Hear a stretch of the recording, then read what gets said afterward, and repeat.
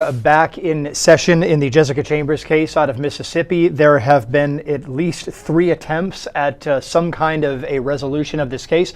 At first, the jury was deadlocked. The judge asked them to go back to it. Then the jury announced it had a verdict, but apparently the judge didn't think it was unanimous, so he sent them back in after a juror blurted out, "No, wait a minute, we didn't agree on everything." So they went back in again, came out again, read a not guilty verdict, and then when an attorney asked the judge to poll the jurors were still split. Some said guilty, some said not guilty. A very strange situation. So let's listen back in.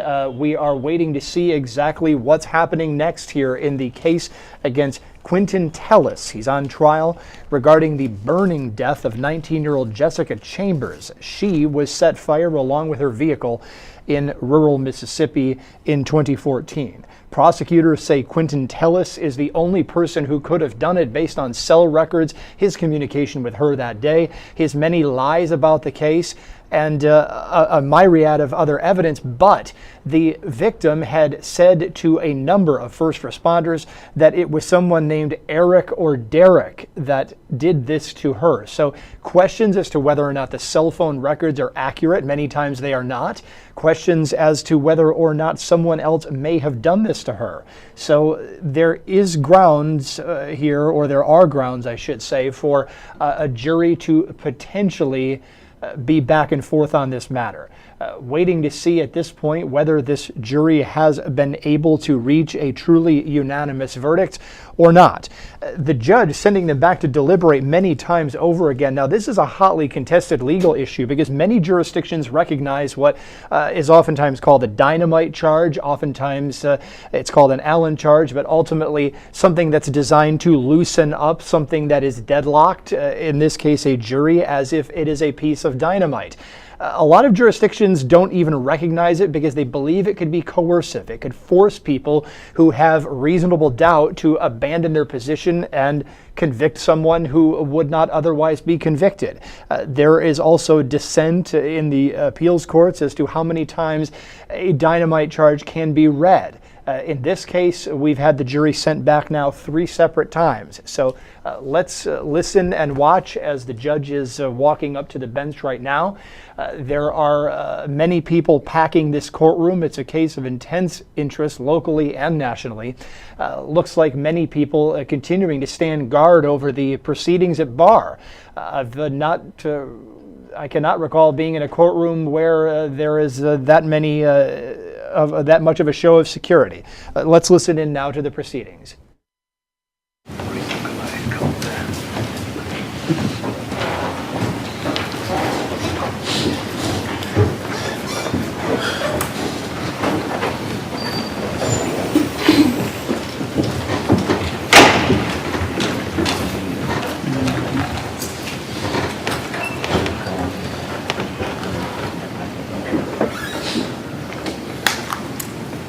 Ladies and gentlemen of the jury, I'm going to read you one more instruction. Then I'm going to send you back to your jury room once more. And I want you to consider this instruction along with all the other instructions I've previously given to you.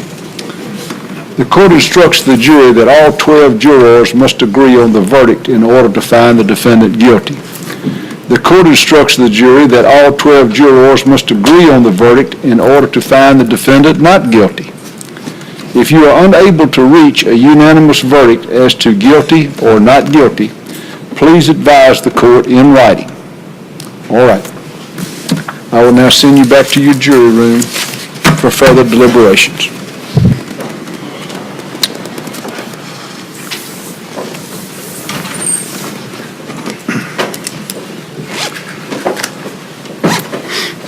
Cathy.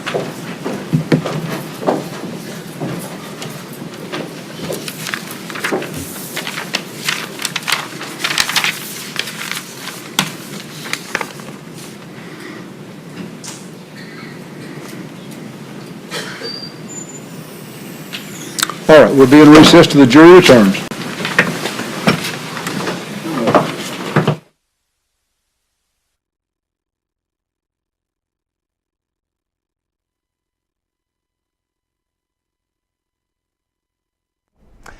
And folks, for the fourth time here in the Jessica Chambers case out of Mississippi, the judge has sent the jury back to the jury room to continue deliberating a verdict. Now, talk about changes upon changes upon changes.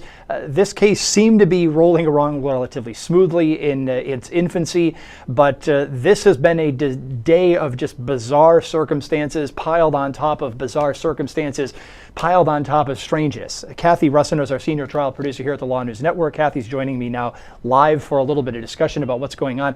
Cathy, look, sometimes jurisdictions don't like to read these so-called dynamite charges because of the fear that it's going to make a juror feel like his or her views aren't important. And yet here we are in this case, we've got 4 of them now. 4.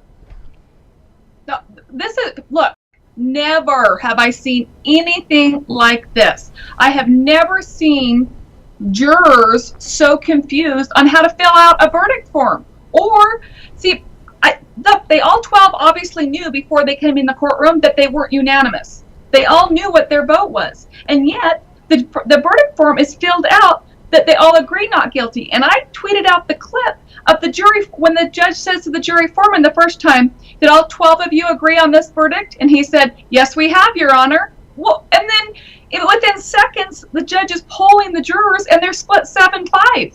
I don't have any clue what is going on in that jury room, but this is nuts. So Mississippi has a type of an Allen charge. They don't call it that. They explicitly said that it's not the Allen charge, but it's like different jurisdictions have different names for it. The wording Allen charge is based on I think it's 1896 U.S. Supreme Court case. That's the Allen case that was sort of the genesis of this whole thing, and only about half of the states even recognize it. There are a handful of other states that say we are not doing this, period, because we do not want to coerce any juror to abandon a firmly held position. But there are other jurisdictions, and at least one federal court I can find, that apparently have allowed it to be read more than once. Now, the more than once that I could find was reading it twice, and it was a case where there was, first of all, it wasn't a murder case, and second of all, it was a case where there was one lone holdout that after some time eventually abandoned his or her position after the second reading of the charge. But to now hear something 4 times, okay, so this is the sort of thing that I'm sorry, go ahead. He's given them a type of instruction 3 times, not 4 times. So I believe he gave that exact instruction twice, but then had them hold off and said, I'm going to send you back to the jury room and I need to go and work on a different instruction. And then he came back now with one that's different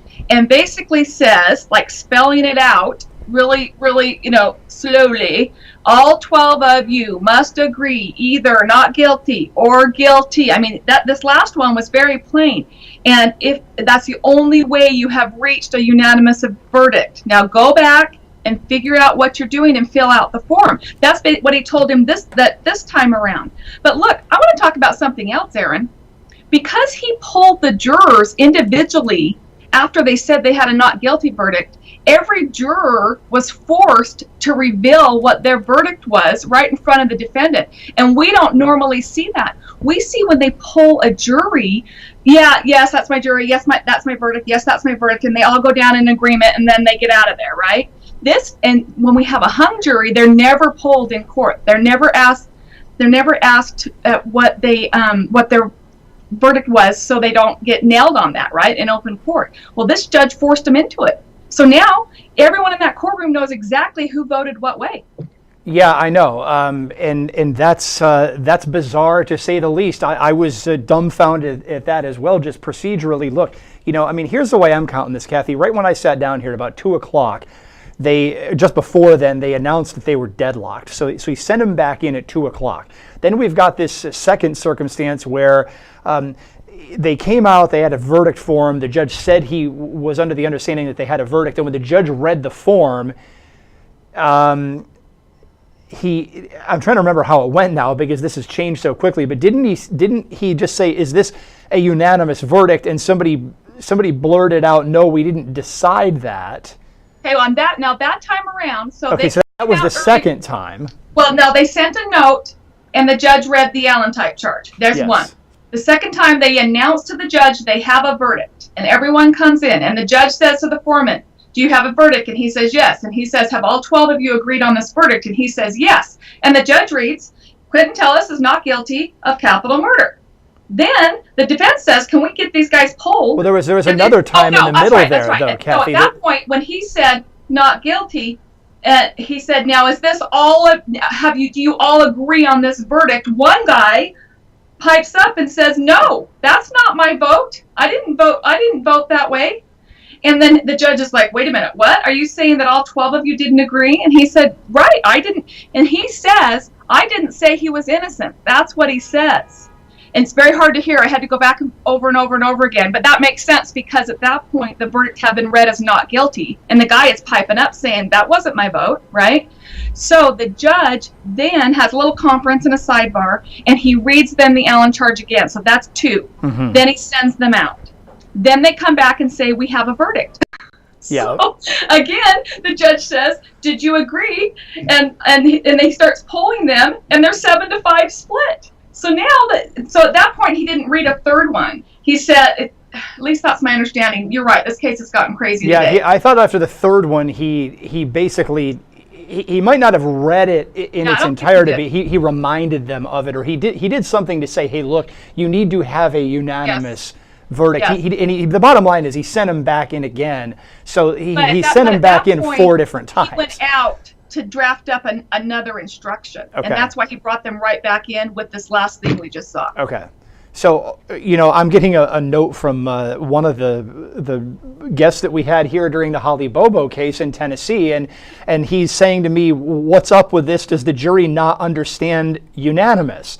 I mean, I would hope that they do, but maybe this last instruction was designed to clear up the definition of the word or something. I don't know. I don't know what to make of this at this point. This makes no sense. Now, we talk about in every trial about how confusing jury instructions are. We say that it's no wonder jurors tend to get confused sometimes, all of that. But this really just has to do on the verdict form, and you write down what your verdict is. Now, you don't write down what one person's verdict is, and then for the judge to say blatantly to the foreperson, did all 12 of you agree on this verdict? And he answers audibly, yes, we did, Your Honor. No, you didn't. So there is major confusion going on. Yeah, look, I mean, okay, I agree with that. This is degenerated into this sort of thing that just needs to stop, in my opinion. But I don't know why. Look, if I were sitting in the defense counsel's chair, I would be raising the dickens over, look, this is mistrial city right now, okay? We need to shut this thing down because at this point, it's very clear who on that jury, as you pointed out, Cathy, was going for guilty and going for not guilty. And, that sort of reveals identities and votes. Look, I believe if they come back with a guilty verdict at any point now in this trial, that will be overturned. I mean, there is no way a guilty verdict could now stand. So, because how could it? I mean, this is crazy. First of all, I just want to say quickly, I feel horrible for Jessica Chambers' family. Can you imagine the emotion in that gallery? Oh gosh, they're sitting there hearing. They started to break down upon hearing not guilty, and then this whole thing where half the jury pipes up, and I did not count the number of people who said guilty versus not guilty in that poll. Maybe that's something that we can pull up. I did. Okay, you did. I didn't get a chance to pull it all up and actually count it because my jaw was on the table and I was trying to. 7 guilty, 5 not guilty. Okay, that's interesting. Let me. 7 not guilty, or excuse you said it was 7 guilty, 5 not guilty. But the emotion that family, at both sides, Quentin Tellis has his family there too. Yeah. But so think about that. His sisters are there and they hear he's not guilty and they're like, woo! And then the Chambers family is devastated. And then all of a sudden, that's not the verdict. Now the real possibility, this has to be setting in for the Chambers family that this is going to end in a hung jury, because I don't know how a judge could allow a guilty verdict at this point. And if he does, I don't see that standing down the road. Well, look, I mean, again, I'm going back to this. Where is the motion from the defense for a mistrial here? They have got to get up there and say it on the record. Now, maybe they said it at a sidebar or something like that, but look, I want it on the record. You know, I mean, Yeah. and we watch attorneys get yelled at by judges in some jurisdictions. You know, hey, look, Your Honor, great, you're going to rule against me. Fine. I need to get this on the record right here, right now. I am moving for a mistrial because it is clear that this jury is at a minimum confused or at a maximum is in no way, shape, or form going to reach any kind of consensus. It is clear that the animosity from that jury room is so thick and is so intense that it is spilling right here over into this court in full view of the public, with jury members vocally arguing with one another in the jury box, in the presence of everybody, and in the presence of the cameras. That's the kind of stuff that needs to be on the record so an appeals court can look at this and say, this is a mess. You know? The juror that piped up and said something sounded like he was not very happy. It's like, that's not my verdict. No, I did not vote that he was innocent. He was, and why didn't 7 of them pipe up at that moment?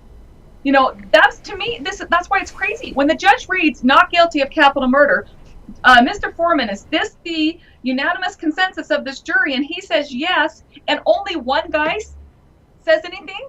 Is this a situation, see, look, and there's so much that can be read into that, Cathy. Is this a situation where the foreperson of the jury is really trying to sort of strong arm other members of the jury just to go along with them? You know, attorneys worry about that happening. Or, you know, I don't even know if that's what it is. I mean, because that's pretty blatant. So for me, but how else is a foreperson? The foreman is forcing them into a verdict. For me, it looks like they are confused. I almost read it like this. I almost read it like, yes, we all agree on our own personal verdicts, something like that. Because it didn't feel like to me that the foreperson's like, well, I'm the foreperson, so I'm just going to say not guilty. But then why, Cathy, did somebody jump up and say that's not my verdict? You know, if I were the foreperson of the jury, I wouldn't have the guts to write down that there's a verdict without some clear sense that, hey, are we all agreed, and making sure that I can sign my name on it. I think these jurors are confused, or at least some of them, or the foreperson. Somebody's very confused in that room about what's supposed to happen when they tell the judge they have a verdict. Because this is crazy. This is so crazy that there's no way a verdict could come out now. What if they come back with not guilty? You can't try the guy again. But this whole thing has been a disaster. So how could the judge accept that even?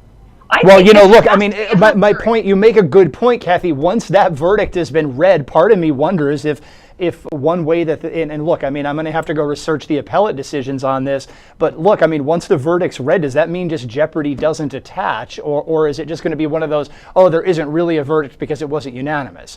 My guess is that's the latter is going to be the report is he did throw out that verdict, because when he polled the jurors, they weren't unanimous. So at least that one. But what I'm saying is, what if they go back and deliberate all night long? And then it shifts one way or the other. But what if it shifts to not guilty, all 12 of them? And that's a problem. Well, it's a problem, but I think that the bigger problem would be if it shifts to guilty, because then... Well, guilties can be overturned and you can do it all over again, and not guilty can't. That's my point. Well, that's true, but, you know, if at this point, I think that looking at it more from the defense standpoint, because they're the ones who are going to have to deal with the appeal. The prosecutor can just sit there basically on his hands at this point and just let this go on, and you know, because he doesn't have anything to lose in it. It's not his liberty that's in jeopardy here. But you know, my point is that at this point, the defense has got to be on the record with this stuff, saying, hey, look, you know, what's going on here? I'm moving for a mistrial. I'm moving for, you know... I'm going to report what's going on outside the courthouse right now. Okay. Bridget Chapman from WREG, a local station there, is reporting this. People outside are starting to get upset. A woman is yelling, "Go find Eric." She's also calling the judge a devil. And then the woman outside the courthouse says, "We're not making this a racist thing. We want justice for her." And then another woman says, "Who's going to stand up for Quentin?" And others outside are clapping. Yeah, I mean, I'm sure that it's turning into a scene. Stuff going on outside that courthouse right now, and people are up in arms. But it sounds like the vocal ones are on Tellus's side. So my guess is Chambers' family isn't out there shouting anything. But that's what is going on outside the courthouse right now. Yeah, I'm not sure what to make of this, Cathy. This is, I've never seen anything like it. I said before that truth is stranger than fiction. This is another example yet again. I mean, where is the sense of control here? The court rules, which an attorney that we spoke with several times during the Holly Bobo case tweeted out, make it pretty clear, hey, look, the defense can and should be on the record here moving for a mistrial. Now, I don't know. Maybe that happened. Maybe it was on the record in Chambers or something, but seriously, that's the sort of thing that needs to be moved for in open court for the world to see at this point. How can we respect a guilty verdict at this point? How could we respect that? And I know, Cathy, you make a point. Once jeopardy attaches, if the state loses it here, this is done. Okay, but how could we respect a guilty verdict at this point? I've made my opinion on the record, and I can do that. And I tweeted out earlier that by the end of the state's case, my mind had changed in this case. I started out the case with a lot of reasonable doubt.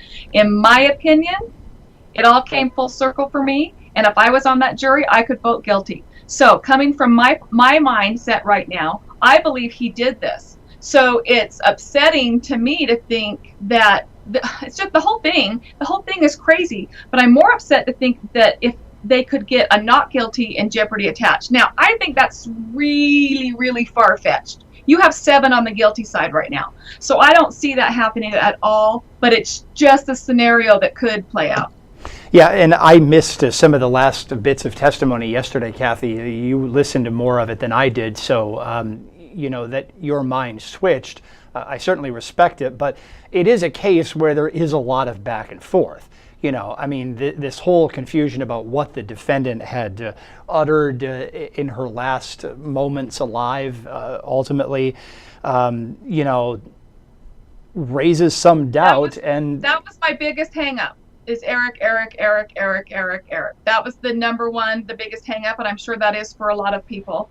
It was Saturday night when the analyst testified, and he put together all the phone records, and he put together all the security camera footage they have for the entire day and even the night before. And when he put together that timeline, he was very methodical about it. By the way, that's the best cell phone testimony I have ever heard in any trial we've ever covered, or that I have ever covered, because he was clear, concise. He put together a chart. He put together PowerPoints. He put together throwing it in with security cam footage. And when he lays that out on a board for the jury, that's what turned my mind. That's when I knew, this is simply my opinion, Jessica could not have met up with that type of foul play in the very short time from when they knew for a fact she was with Tellus. And it all adds up to me, plus then him lying to police at first, and he never would come clean for, all of that. But that is what turned it for me, was the last witness for the state. Did the defense attack that witness with any sense that, hey, look, these records are notoriously inaccurate? Because at this point, I don't know whether or not I can trust a lot of these cell phone records. No, of course they did. That's what they had. That's what they had to go back at him with, was, we got one cell tower here and it covers this wide range. But for me, it was not effective. Their cross-exam, in my opinion, was not effective. Although, at least at this moment, 5 people would have voted not guilty on that jury. But I'm saying, for me, I always go into every case with a defense mind. It's how I am. I want to go in making the prosecution prove their case to me. I play devil's advocate a lot, especially when we're in the chat rooms talking about cases, and I'm on the defense side because the state really should prove a case. And that's how I went into this. And it wasn't until the very last day that they flipped my mind. Well, I wish that they had flipped my mind a little bit sooner, because the state seemed to like to say, oh, well, we dismissed all the other suspects without giving a list of who all these other possible people were that they looked at, without clear controls over the evidence that was coming and going. A lot of, oh, we dismissed, we threw that out, we didn't think it was relevant. A lot of that, but not a lot of why they did it. So it sort of reeked of, well, just go along with us, jury, because we say so rather than because we can prove it to you. That's how a lot of the case looked to me. But if you say that they nailed it together at the end, then perhaps they did, and perhaps I missed it. So, Cathy Russon, senior trial producer here at LawNewz, great to have your perspective again. We're going to switch back to the Luis Toledo case here for a couple seconds, and we'll be back with our next guest in just a moment.